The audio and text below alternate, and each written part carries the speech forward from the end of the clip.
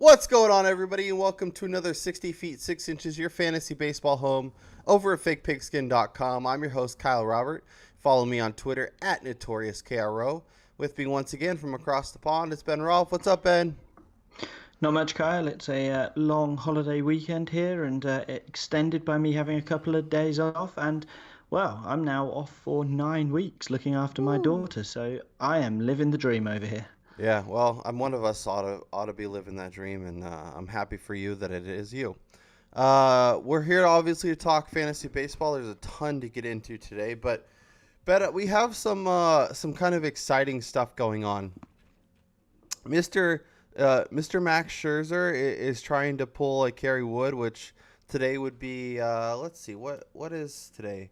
When was it? It was May 6th, but it was 20 years ago on the day that Kerry Wood did his 20K performance.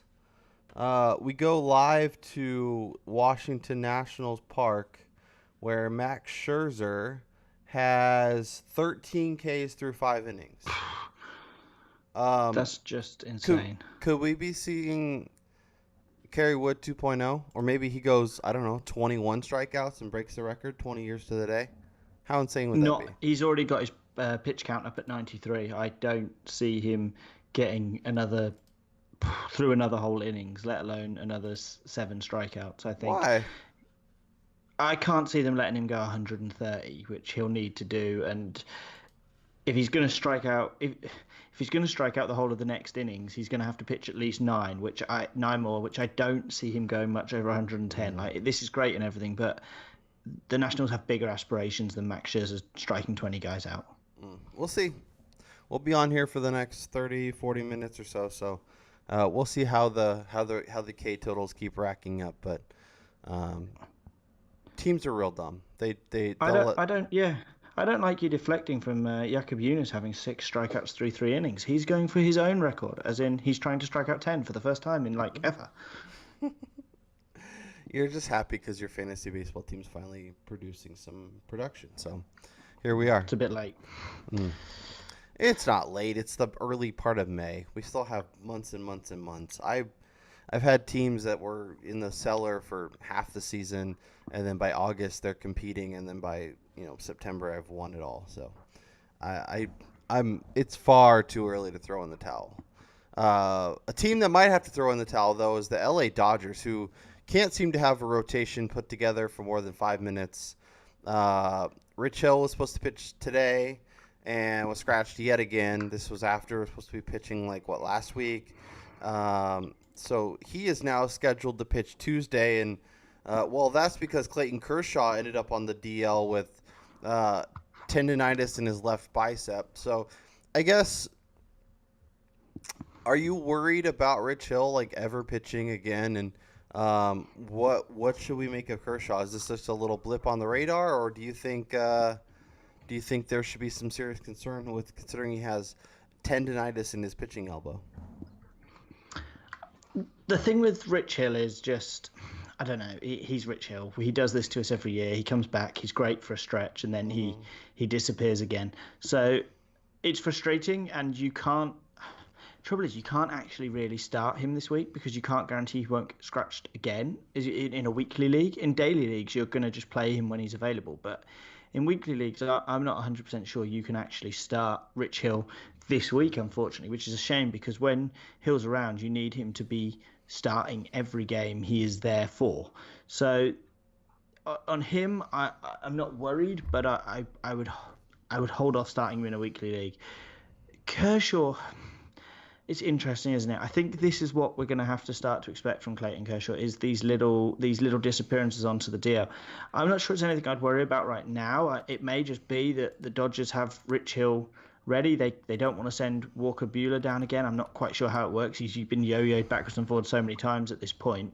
It may be that they just can't send him down again, and are they just giving Kershaw 10 days rest? I'm very suspicious of anything the Dodgers do at this stage. Yeah, I mean, obviously Walker Buehler, we told people to hold on to him if he could, and it seems to be working out because he's going to find a way to be in the rotation. Obviously, was incredible what he pitched yesterday. He's been really solid. And but yeah, Kershaw's 2015 had 33 starts, but 2016 had 21 starts. Obviously 27 last year, so better. But he's not. He seems like a guy that we should expect for 150, 175 innings as opposed to 200 plus. Yeah, I think you're going to have to come to the acceptance. I think this is now moving him below Max Scherzer for me in terms of Max Scherzer just feels safer, but then again, give it a year or two, and we'll probably be talking about Scherzer and Sale and Kluber and these kind of injury concerns because it eventually catches up to pitchers. So it's why in dynasty leagues I never like to invest in older starting pitchers. Like when they come up in the free agent market, like if you've got to spend fab or an auction budget or something like that on them, I just can't bring myself to do it for long periods of time because you just don't know when Kershaw or someone like that's going to start just tipping off the map. It wouldn't surprise me if we're having the same discussion about Max Scherzer next year. So it's a real shame, and I hope Kershaw can get back soon and be what Clayton Kershaw is. Yeah. And if he can, you're going to start him every time. He's still Clayton Kershaw. There's no reason to be overly pessimistic. But if you own him, this is frustrating. And hopefully it's what I originally said, and it's just the Dodgers being tricky with their rotation. Yeah, I mean, well, so the tendonitis in his bicep is a little concerning. Like that's been a thing. Then all of a sudden there's Tommy John. But I think I'm with you. I think it should be fine. But there was some talk of a lot of analysts and owners saying, "Oh, I'd rather have Scherzer," and even some people saying they'd rather have Chris Sale, even Corey Kluber coming into the season. So, like for you, is he still number two, or is he is there a real conversation there between Chris Sale and Clayton Kershaw? If I'm drafting today with the fact he's on the DL, with the fact he's got the tendonitis in the bicep, he slips to fourth for me. Okay. However, talent-wise, he's still right up there with Max Scherzer. But with not knowing right now, today, how long he's going to miss, I would take Sale and Kluber over him. Yeah.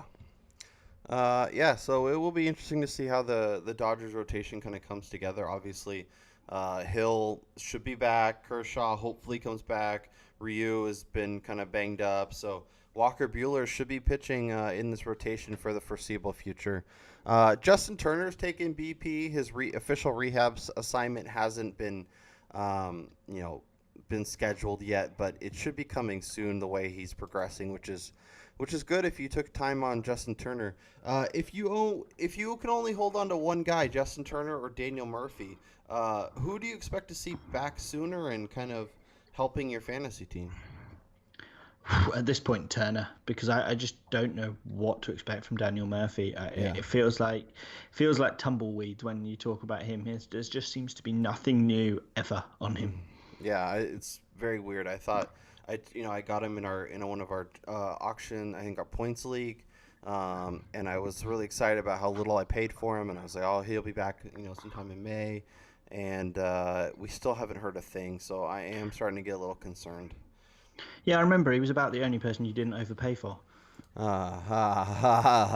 Jokes on jokes on jokes. Yeah. Let's talk about the Brewers bullpen. This is a thing that's become very interesting.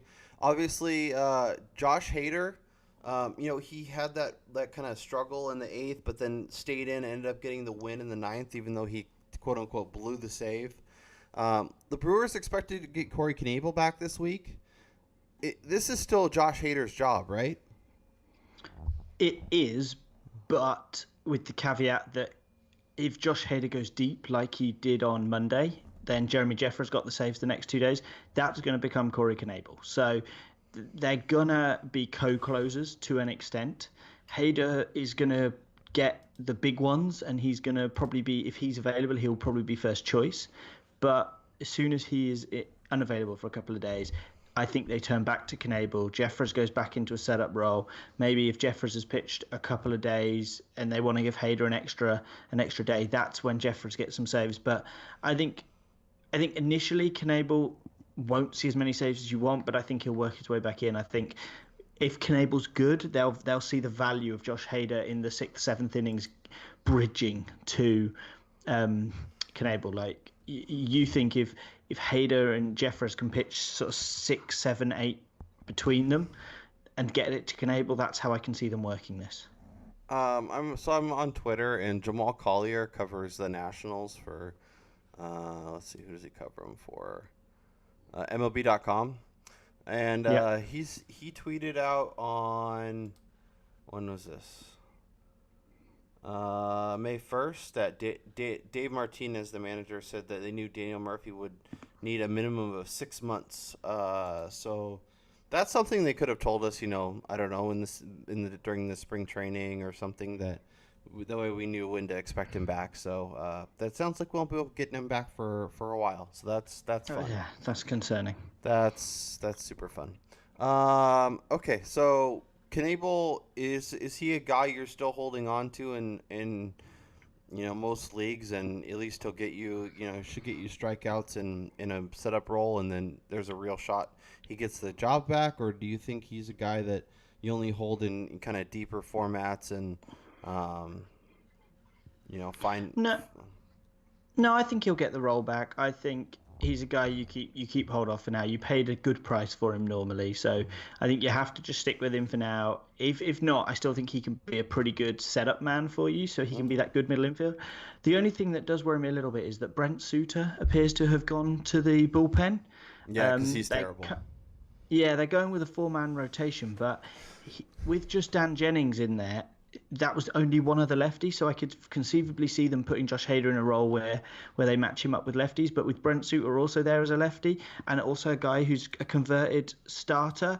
I mean, Josh Hader is a kind of converted starter who struggled a bit in some of his starts. So I wouldn't be surprised if Brent Suter is kind of effective out of the bullpen this year.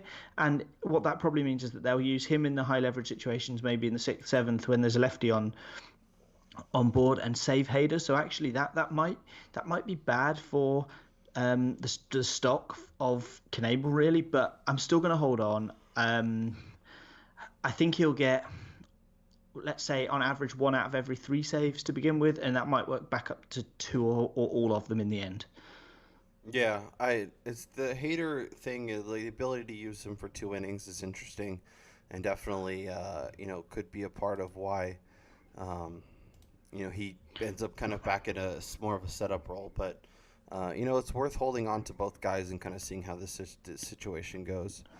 Just check in your leagues that Josh Hader is not owned, because at the moment he's only 83% owned. He has 43 strikeouts in 20 innings. He's not going to get you the conventional number of saves, because what's going to happen is he's going to go deep for every one of his saves. Like if I look at his last sort of few outings, he's gone 2.2 and 2 innings, so he's going to go deep in games. But what you're going to get from him on a per outing role is going to be so impressive. Yep. You've got to go check that he's not owned, because even if he loses the saves, he's still a must own. He can give you as many strikeouts as a starter can in 2 innings, and that's insane. Bananas. You want to talk insane? You want to talk bananas? Let's talk about the Mets. Obviously, the Mets are going to Mets. Matt Harvey's situation ended very, very weirdly this week. He didn't want to go to AAA, so he has been DFA'd. I guess, obviously, in most leagues, Harvey's not worth holding on to. If and some people drafted him hoping he could kind of rebound a little bit. But I guess, like, if you were to venture a guess, if you were to venture kind of what you think is going to happen, do you think he finds another home where he gets a shot in a rotation? Maybe the Dodgers, who clearly need help, maybe the Giants, who clearly need help, or do you think, and even if he does at that point, like, is he worth using? Like, kind of, what are your Matt Harvey thoughts? Is like, just hold until or don't do anything until we actually see something? So I'm not sure that he ends up with the Dodgers, but the Giants are not a bad bet. And I mean, if he ends up with the Giants, that would be quite nice, because like a pitching lineup and all, like, a good pitching park and all of that would be nice for him. I understand why he didn't want to go to AAA, but at this point in a way, he's been dicked around so much by the Mets. He probably doesn't feel like he owes them anything. But when you've been, let's say, replaced by PJ Conlon, who I've never heard of, and they would prefer to use 36-year-old or 35-year-old Jason Vargas over you, that's when you probably know your career's on the downturn.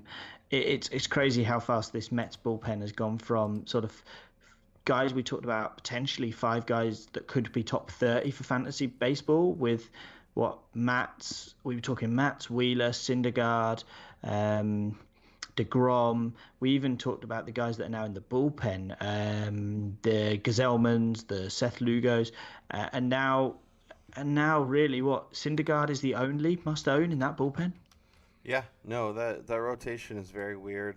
We'll hit on Jacob DeGrom, who this has been the weirdest situation. There was news that he was going to miss a month, and there was news he was going to make his next start. Then there was news that he was fine. Then there was news he's going bound. Now he's officially going on the DL. It's retroed to May 3rd. This is, obviously the Mets are going to Mets. This is what they did with Syndergaard last year, and all of a sudden he missed, the rest of the season and had that whole elbow injury. The DeGrom situation is very bizarre. Hopefully he just goes on the DL. Hopefully he, needs a week and is fine. But I don't know. How do you rely on any Mets pitcher? You know what I mean? There's just constant issues with these guys. Yeah, you can't at the moment. They just handle them so badly. It's incredible. It's just a horrible situation. To get to something more positive, I was wrong. So far, the Max Scherzer went the extra innings, but he only got 1 strikeout. So I think 20 is going to be out of his reach because he now needs 6 strikeouts in 3 innings. But it's been fun to watch, I have to say. The Mets are such a mess. It's just so difficult. The only person you can trust at this point is Syndergaard. And again, if I own Syndergaard in the Dynasty League, I am selling. Yep. I think now's the time because this team, he could be fine, and then he could get hurt, and then they could throw him out there for another inning, and then he could miss more time. I don't know what to do with these guys. We're ringing the alarm. We're talking more injuries. We obviously mentioned Kershaw, but he is going to the DL. Hopefully it's just a short thing, but we'll see.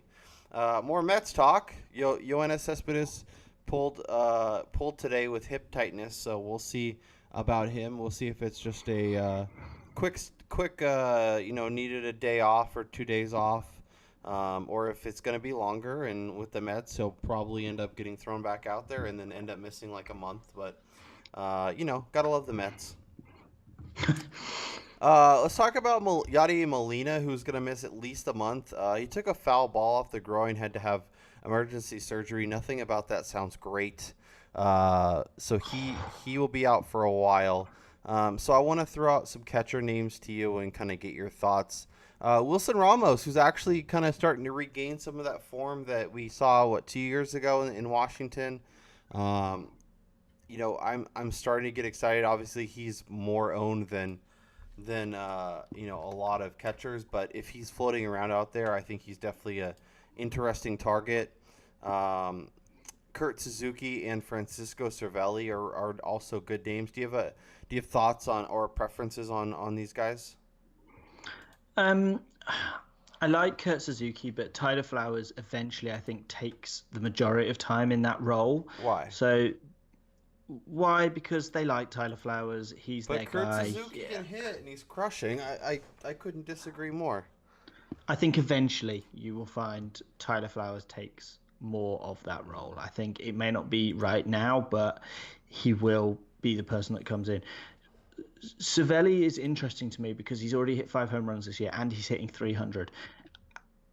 Has Cervelli turned a corner with his power? Because I'm looking and his season high is 7. So the trouble you've got is you could add him right now and he might not hit another 3 the rest of the season. But I think I'd be adding him just to find out if this is Cervelli taking a jump at age 33. He'd be my guy if Wilson Ramos is not available. I just think that with Kurt Suzuki and Tyler Flowers, they're so interchangeable. The Braves are not going to worry too much about which one they've got in their lineup, and I think it's going to be frustrating. I think Cervelli is the primary Pirates catcher. Yeah, no, if you want more consistent at-bats, he's definitely a good option. Jonathan Lucroy, who's available in about 50% of Yahoo leagues, is another good option. I like Robinson Chirinos. He's not hitting above 200, which is not great, but he's definitely got power. He's got 6 homers on the season. And, that lineup, there is massive run potential. Beyond there, Jan Gomes, Tucker Barnhart are a couple names that are going to be widely available that won't kill you and help you get you through the next month. Something I'm intrigued to see today is just a side note is Alex Avila against Justin Verlander. He's got a good history against him, and I would assume he used to be Verlander's catcher in Detroit.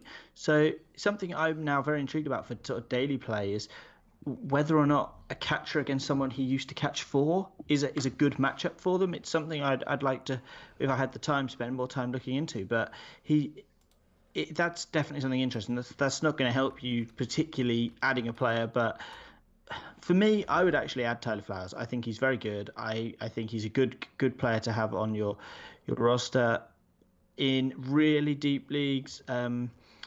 You've got there's some garbage down here, as you can expect when talking about catchers. I like Max Stassi when he hits for Houston. He's got a couple of home runs on the season. As I say, Alex Avila's only hitting 148, but has a couple of home runs on the season. I don't know when Manny Pina is going to be back for a significant amount of time. In fact, he is back. Yeah, and he's back. he's got 3 home runs on the season. So if you're looking for power deep, the other guy, if you're looking if you're not worried and you just want to sort of rotate, Nick Hundley has 3 home runs, is hitting 340, and he's not playing regularly, but he's playing enough. Yeah, and I actually like James McCann, who, if you don't want to have your average obliterated, is a good option. He's hitting 278 on the season, 3 homers, 13 RBIs. Tigers lineup isn't great, but he is solid and usually hits in the 5, 6, or 7 hole. So that's maybe an extra at bat, maybe helps you out a little bit. So there's a ton of names at catcher. Hopefully you can find someone if you're struggling or if you're dealing with a Yadier Molina injury. Let's stay in St. Louis and talk about the closer situation. So Bud Norris left Saturday's game with a triceps injury. It'll be interesting to see if the Cardinals get a save on Sunday, who gets the option. But, Greg Holland, their guy they brought in to theoretically take that role, still hasn't taken that role, is there. Tyler Lyons is there. Luke Gregerson, who looked like would be the guy before going on the DL, is still there. Is this situation a big mess, or do you think there's a possibility for one of these guys to emerge? They're saying it's going to be, quote, a few days for Bud Norris, but this is a guy who's dealt with many injuries before, and a tricep injury isn't great for a guy you want to be in your closer spot. No, it's less than ideal. I think that it's Greg Holland who you want to be adding. I think he's going to be the guy that claims the role eventually. He's got the kind of pedigree for it, and I just think they're going to trust him more. But if you want the under the radar kind of ad, then I think you've got to be looking at the young lad. Blanking on his name. Alex Reyes? No, the other guy who came up to the bullpen surprisingly at the start of the year. Jordan Hicks, my boy Jordan Hicks. Yes, sir.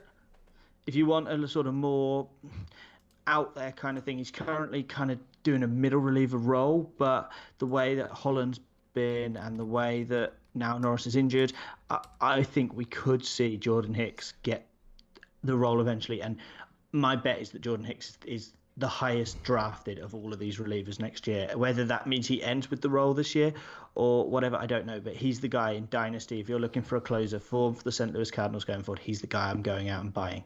Ooh, look at you. I like that call quite a bit. Obviously, this is a situation where none of these guys have been really good, and this could be a thing where Bud Norris is fine. But this also could be a thing where Bud Norris is hurt and out for a while. Maybe misses, spends some time on the DL, especially if his tricep is really, really hurt.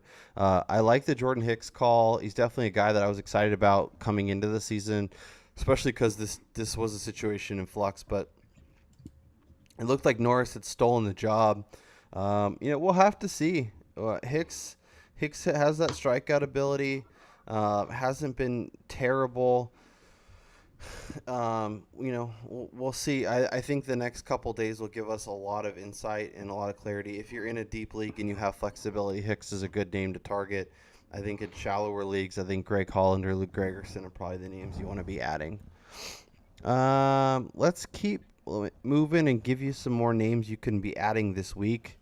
And let's start with Jorge Soler, who was a guy that, a few years ago we were all really excited about kind of becoming a thing. And he was, one of the top Cubs prospects. And he was never really put it together, never really played up to, kind of what people had expected of him. Obviously got traded to Kansas City. He's actually been playing really well. He's hitting almost 300, 4 homers, 12 RBI on the season. He's only 30%, 32% owned on Yahoo. If you need outfield and if you need a little bit of pop, I think Jorge Soler is a good name to target. Yeah, especially now he's hitting second in the lineup. He's currently got a 294 average, 4 home runs. Interestingly, 32 strikeouts to 20 walks. The walks really do intrigue me. He's cut that strikeout back down to 25%, which is what he had with his final year at the Cubs. And arguably his most successful, his most successful was 2015. He struck out 30% of the time. But he had 12 home runs that year. I mean, he could easily be a 20 home run guy. I mean, if he could hit even 250, you'd take it from him. So I think there will be some regression. But he's also relatively still quite young at 26. So there's every chance that he's just growing as a player and that what you're going to find is a guy that's now going to suddenly start hitting sort of 260, 270 just because he's starting to think a bit more, to take it a bit more seriously. I think there's even a bit more power in there because the 208 ISO is impressive, but it's not amazing. And someone that hits the ball as hard as he does is always going to have slightly elevated ISOs and slightly elevated BABIP. So I think there's every possibility he is more impressive than we expected. And I think 260 with 20 home runs is more than possible from him.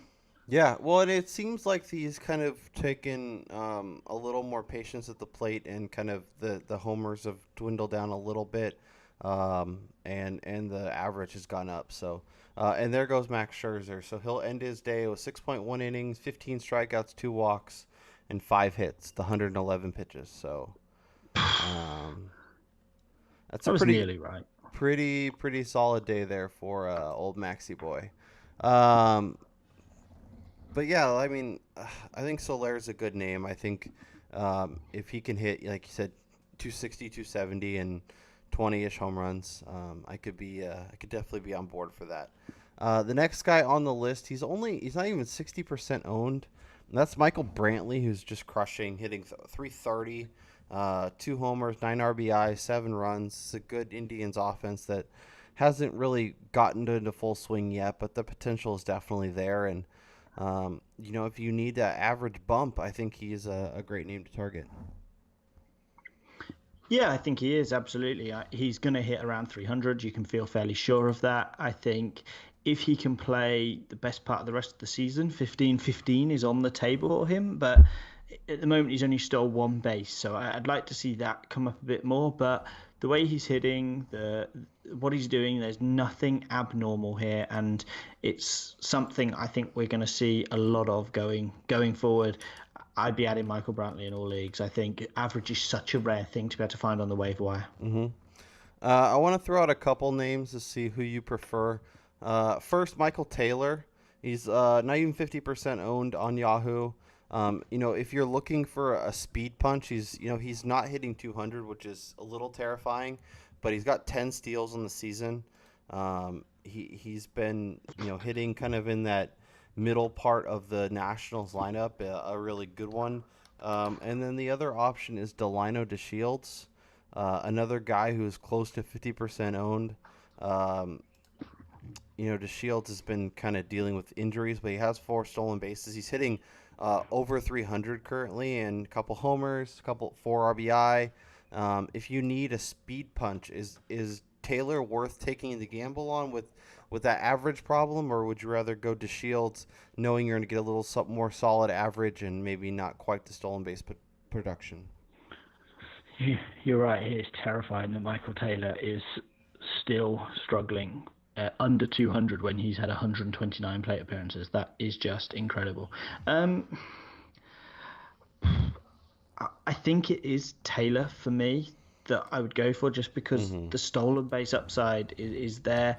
But actually, no, scrap that. It's DeShields. DeShields is going to play at the top of this Texas lineup all year. Taylor could very easily be demoted when Adam Eaton comes back if Moises Sierra or any of those guys keep putting their hands up and lock themselves down a roll.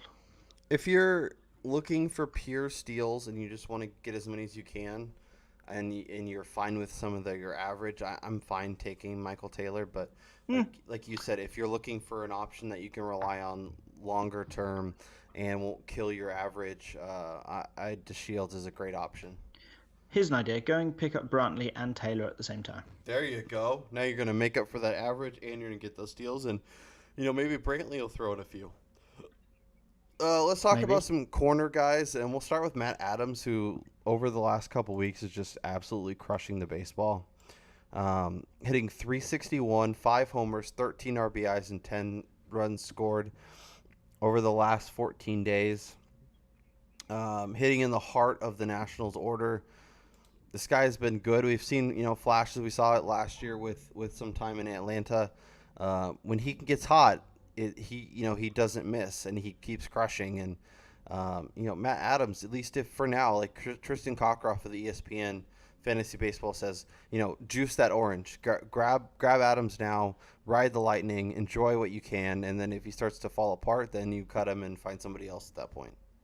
Yeah, he's nailed it. That's what you do with Matt Adams right now. You pick him up, you put him in your lineup. When the Nationals are back at full strength and he goes back to a bench player, then you drop him and you pick up the next hot guy. Absolutely. And unbelievably, Max Scherzer is going to throw 6.1 innings, strike out 15, and not get the win because he gave up a run after he left, and it's now 1-1. That's just shows why wins are dumb.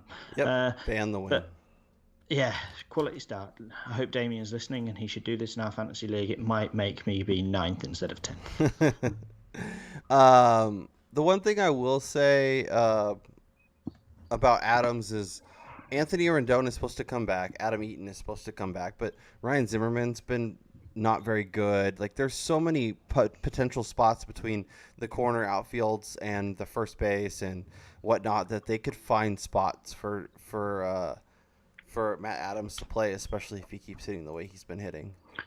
Absolutely. I could see where he would get in. He's played first base the last 2 days with Zimmerman being injured, so that's interesting. Ever since Rendon's come back, I'm just looking at what they've done in terms of who was playing third base before that. It was Wilmer Defoe, who's now splitting time between second base and shortstop, depending on what's going on really with the rest of that infield and where Howie Kendrick's playing. So at the moment, Matt Adams, it still says on roster resource he's in a platoon, but he's played the last 6 days, but that has been against all right-handed pitching. So it will be interesting to see in the next week what they do if they face up against any lefties. I don't know if they've got any this week, but you're absolutely right. I mean, we talked about the start of the season about Ryan Zimmerman, and looking at the MLB hitting power rankings that roster resource provide, the current year for Ryan Zimmerman, he's about 134, whereas Matt Adams is 105. I mean, I could absolutely see a case where Ryan Zimmerman is just fading and they turn to Matt Adams, and maybe Adams and Zimmerman become that kind of platoon, but yeah. Adams will always be on a strong side of a platoon being a lefty at this point. Yeah, the Ryan Zimmerman thing I'll still never get. If you want to hear something crazy, Ben, I don't care about freaking Max Scherzer and his 15 strikeouts. We have James Shields in the 6th inning with a no-hitter. James Shields. Yeah, against the Minnesota Twins. What a time to stacked against today. What a time to be alive. Did you stack against James Shields? I stacked against James Shields and I stacked against the Yankees guy Jermaine, and between them they haven't given up a hit. Well, no, Cleveland scored 4 runs, so you're fine. But Yeah, but you get my point. Jermaine yeah. didn't give up a hit. It was Dylan Betances who blew up after Jermaine left. So, I mean, that just goes back to the whole I'm going to start tweeting out my lineups. Everybody else go in the opposite direction because I'm getting it wrong every day at the moment. I don't even know how to fix it at this point. Yeah, no, I can only set so many lineups for you. I have a couple third base options I want to throw out, and want to get your thoughts on who you like more. They're both owned in over 50% of leagues, but not a ton more and available. You might be able to get one and not the other. So Matt Davidson of the White Sox available at first and third, and obviously corner if you own him, if you play in those kind of leagues. Has been playing really well. 333, 4 homers, 7 RBIs, 6 runs over the last 2 weeks. Getting hot. This Davidson seems to be kind of a hot cold kind of guy where he's up and he's down, he's up and he's down. And then the other option is Eduardo Escobar, who is hitting 345, 5 homers, 11 RBI, 14 runs over the past 2 weeks. So both these guys have been playing really well. The nice thing about Escobar is he can play second, third, and short. So and that's on Yahoo. Obviously, if you're playing on a different site, it might be a little different. But do you like Eduardo Escobar or Matt Davidson more? Um, that's actually a really tough one. I think Eduardo Escobar is probably a little safer, but if you're looking for home run upside, you've got to go Matt Davidson. He could be the guy that hits like 30, 40 home runs even for you. He hit 26 in 443 plate appearances. So if he goes 500, 600, which I presume he's on pace for, then absolutely he's going to be in the region of 40 this year. Eduardo Escobar, I think 25 is his ceiling. He's going to play regularly because he's going to shift back to shortstop at least for the next however many games after Sano comes back, because still suspended is Polanco. 80-game suspension, won't be back until halfway through the season. Yeah, post the Yeah, All-Star it's break. going to be All-Star break. So you're going to get safety from Eduardo Escobar. The only thing is he may then struggle for playing time, but I don't like the chances of, Logan Morrison hitting to a point where anybody allows him to play. I don't like the chances of Sano staying healthy all season. So that shouldn't scare you off. I think, like I say, Davidson is the upside guy if you want someone who could potentially hit you 40 home runs. Eduardo Escobar's the guy who could hit you 270, 280 with 20 home runs. Yeah, Eduardo Escobar, I kind of like just because of the flexibility, and if you end up finding another third baseman, you can move him over to one of your middle infield spots. There's a lot you can do. Where with Davidson, you're kind of locked in, and if he plays well and keeps crushing, then obviously ride the lightning at that point, and then if he starts to fall off, you can adjust. But I do like the ability to kind of move him around and kind of fix any bumps or bruises that I run into. A couple I more. apologize, everybody. Kyle's found a new favorite phrase of "ride the lightning" today. That's going to be the name of this show. It's going to be called Ride the Lightning. Brilliant. I have a couple of middle infield options that I wanted to throw out. Jose Peraza and Daniel Robertson. I keep banging the drum for these guys, and Peraza is now up to 61% owned, so he's definitely getting there. But both these guys have been really solid. I don't, at some point, people have to be picking him up. Robertson's hitting almost 300, 3 homers, 8 RBIs, a steal. He's available in 65% of leagues, so he's more available. Peraza, is owned in 65% of leagues, but he's also playing really well. Almost 300 on the season, a couple homers. He gives you a little more stolen base pump. He has 5 on the year. He leads off for the Reds, so both these guys I think are great options if you need help up the middle. Yeah, and I'm going to be a year too early on Jose Peraza. I was all in on him last year, and he just never did it. He never found his way to the top of the lineup. In the last 6 days, he's hit second, first, second, first, second, first. So you get the pattern there. If Winker's in the lineup, generally he's hitting second. Not today, but if Winker's out of the lineup, he's generally hitting first. Billy Hamilton, they've finally seen sense and shifted him to 9th where nobody cares. I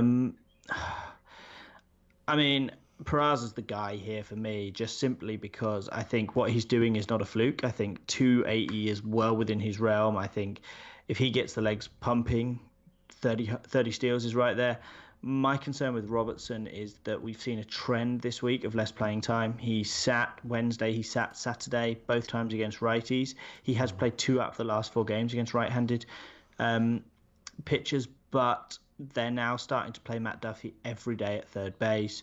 Joey Wendell is seeing most of the starts against right-handed pitchers. The only way that he's getting in the lineup at the moment, Daniel Robinson, is when Adeiny Hechavarria gets sat, and that's not happening regularly enough, which is kind of crazy. I think Daniel Robertson should be the guy out of him and Hechavarria, but I can see where they might value Hechavarria's kind of defense and experience over Robertson. That would be my concern, and that's why I would go Peraza over Robertson. Yeah, I think I go Peraza too. Robertson hitting in the middle of that lineup though is nice. Like he on Saturday he hit 7th, which isn't great.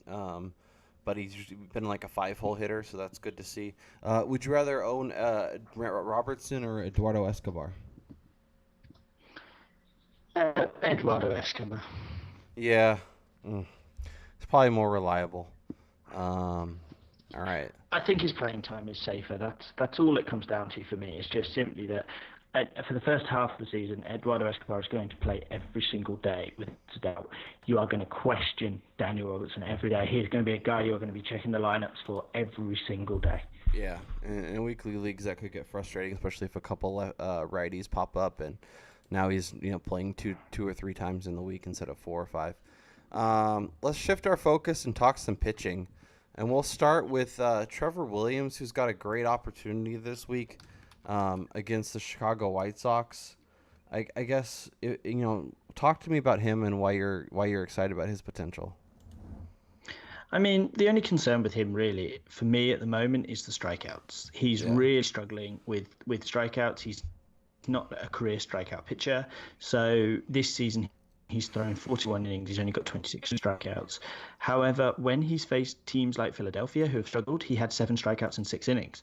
So I think against the White Sox, who are quite a swing-friendly team, shall we say, I think he could have a good outing. Now, of course, the trouble with Williams is there's always the danger that someone gets hold of him, especially a team like the White Sox who are very boom and bust. But the most earned runs he's given up this year is 3. I think he's a fairly solid play. He's generally avoiding walking too many people. He's had 2 5-walk outings, but everything else has been 3 or less.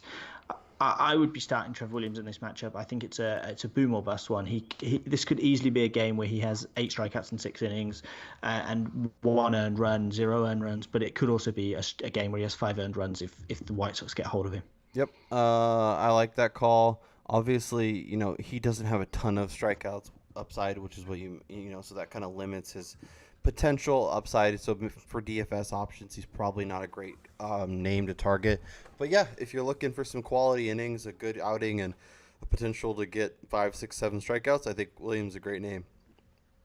The next guy on our list is Ian Kennedy, who had a bump in the road in 2 starts against Toronto and Milwaukee, which, as we talked about pre-show, you see those teams, you see those parks, and maybe you think, oh, okay, well maybe there's a reason why he kind of bumped, but he's got a great opportunity this week. He's pitching at Baltimore.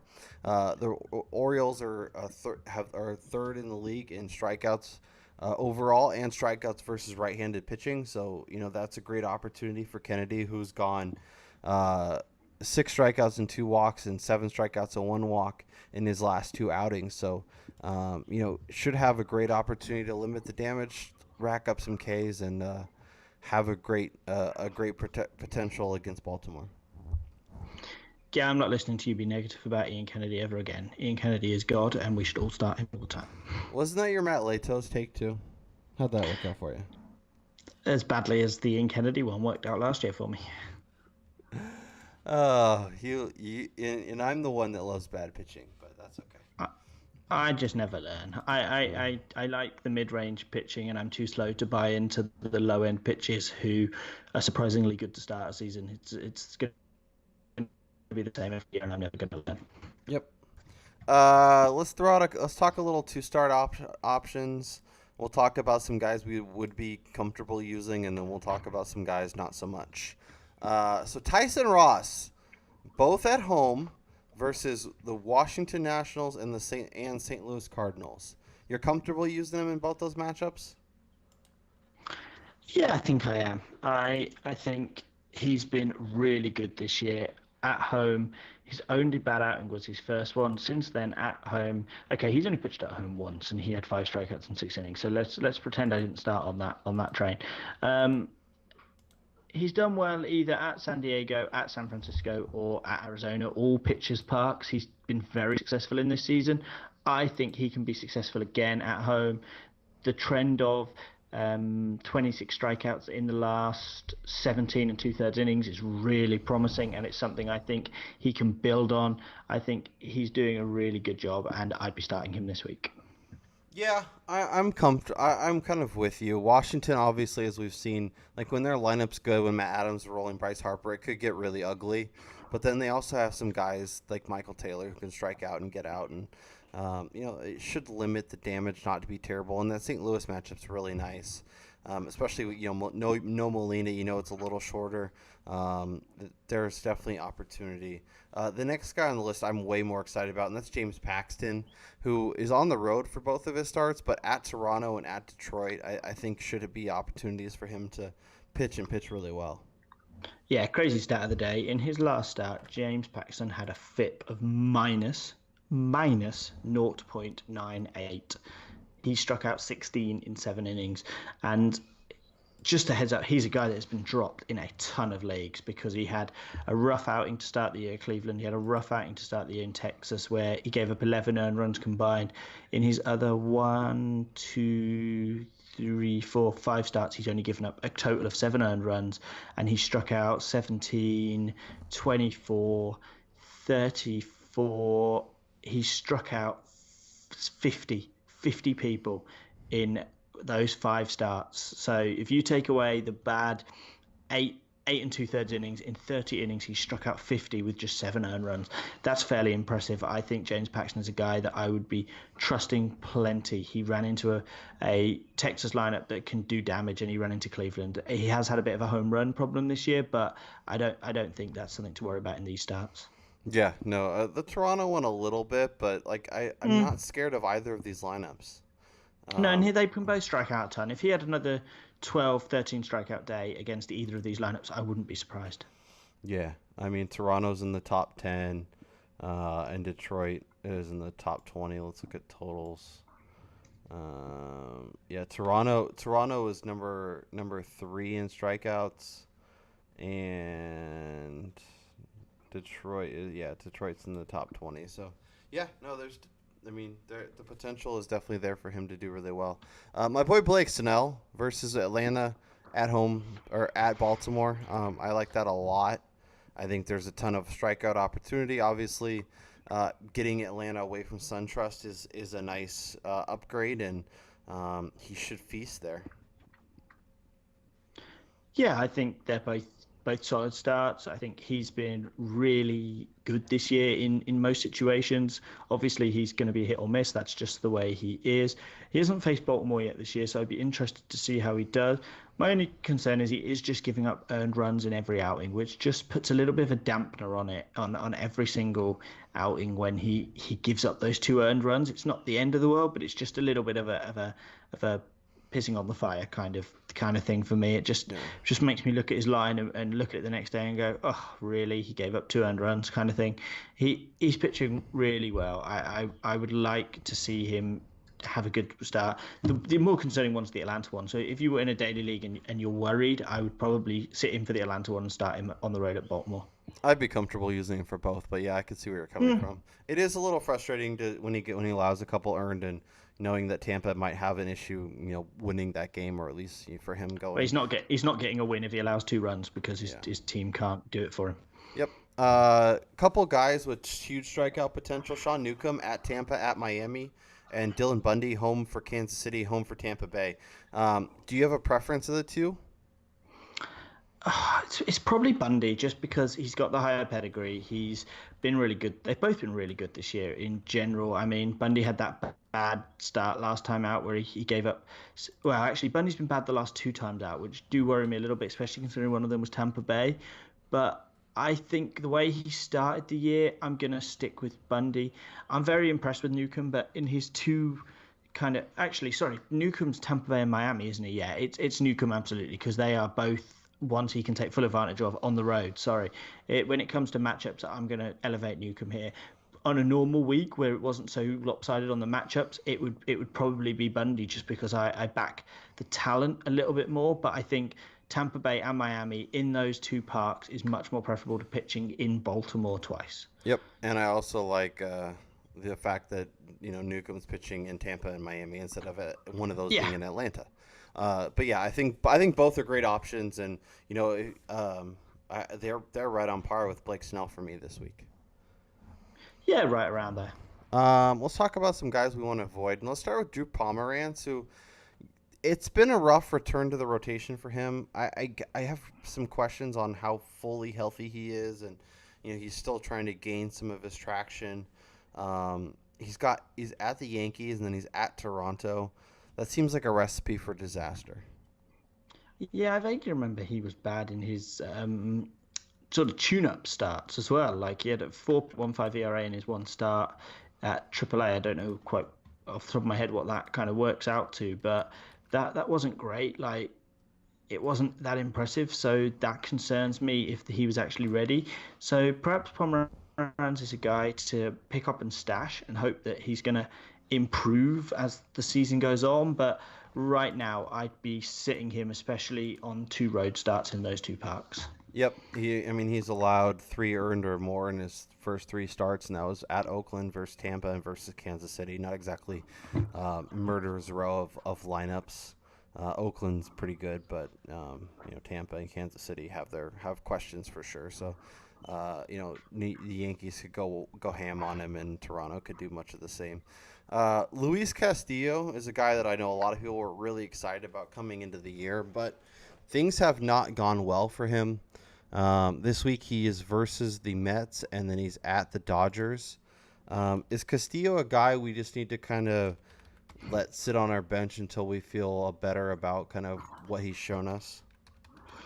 Yeah, I think had he not had the last start, I would have been saying cut bait on him at this point because the walks have not been great. He's been struggling a little bit for the strikeouts prior to this last start, and I would have probably said look to shed, to be quite honest, because it was looking really worrying. But the last start against Milwaukee, Mm-hmm. 2 earned runs, it's a promising start, but I wouldn't start him this week. I think the Mets and the Dodgers aren't great, but I just don't think you can trust Castillo at this point. If you're in a daily league, are you comfortable letting him see what happens against the Mets or against the Dodgers, especially if Cespedes doesn't play? Yeah, I think if in a daily league, I would probably start him against the Mets, and then if he's successful, I would start him against the Dodgers. Yeah, it's so terrifying. But like the Mets, I'd feel a little bit better, especially if Cespedes doesn't play. I think he could. But yeah, that Dodgers start against Bellinger, against Grandal, against some of those guys. I don't know that I trust him. I think I might. Weekly leagues need to see another good slate, and then we'll be comfortable just kind of rolling him out there. Yeah, and given where you drafted him, unless you got lucky on a Patrick Corbin, that kind of guy, he is one of your top three pitchers, and you've got to roll him out there at some point. So I think you've got to try and trust him in these two starts. But I don't think in a weekly league I would want to lock myself in to what happens. I think I'd be happy in a daily league to, yeah, play him on against the Mets, and if it goes well, put him in for the Dodgers, and then if he has a bad start against the Dodgers, I've not really lost anything at that point. I've just kind of counteracted myself. But in a weekly league, you run the risk that it could just go horrifically wrong. Yeah. Let's talk John Gray, who, if you want to talk about guys you don't know what to expect for each outing, he'll do what he did on May 1st, where he had 7 innings, 1 earned, 6 strikeouts, 1 walk at Chicago, but then he'll go and have 6 earned at versus Chicago, 5 earned at Washington, 7 earned versus San Diego. Like he could pitch. Sometimes he pitches well in Colorado. Sometimes he struggles at home and pitches well on the road. He's got two matchups, both at home, versus the Angels and versus the Brewers, who are two teams that can put up a lot of runs in a hurry. Is John Gray a guy just to avoid this week? Yeah, I think he is. I don't know what to do. I almost was going to say the one thing we can be sure of is that you start him against the Padres, and then I remembered he had that 7 earned run outing Mm-hmm. against them. It's so bizarre because in San Diego, which you'd expect him to do okay, he had 7 strikeouts, 7 innings, 0 earned runs.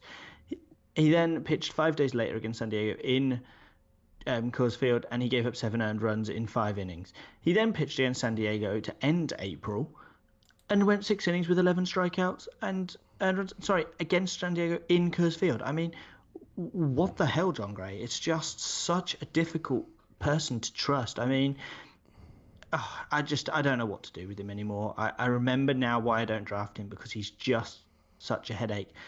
Next year when he signs for the Cubs, maybe we'll sign him.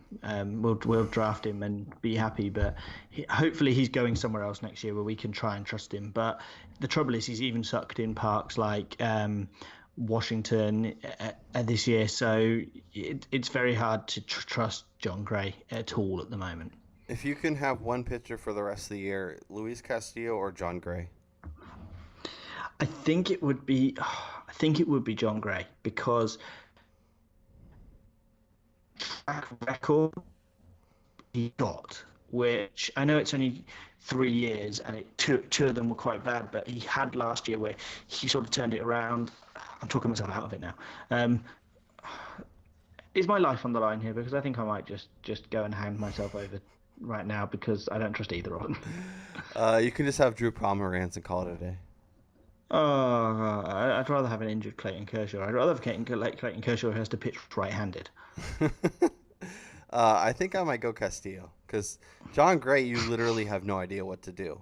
But if No. Castillo kind of starts to piece stuff together, you could have a guy over the second half who really helps you. So I think that's where I would lean. But I'm with you. You don't feel great about either guy.